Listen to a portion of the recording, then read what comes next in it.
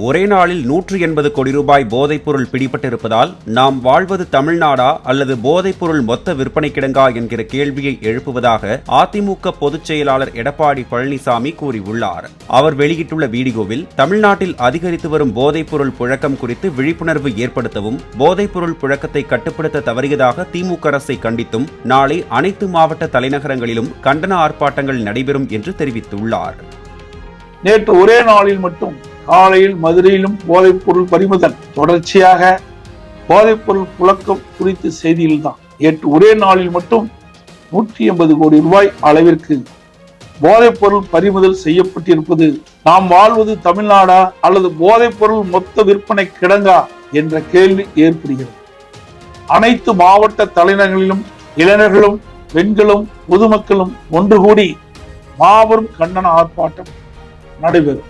4ஆம் தேதி ஆர்ப்பாட்டத்துடன் இது நிற்கப் போவதில்லை. இந்த போதைப்பொருள் மாஃபியா கும்பல் முழுவதுமாக கைது செய்யப்பட்டு தமிழ்நாட்டில் கடைசி துளி போதைப்பொருள் ஒழியும் வரை எங்களுடைய போராட்டம் நிச்சயம் தொடரும்.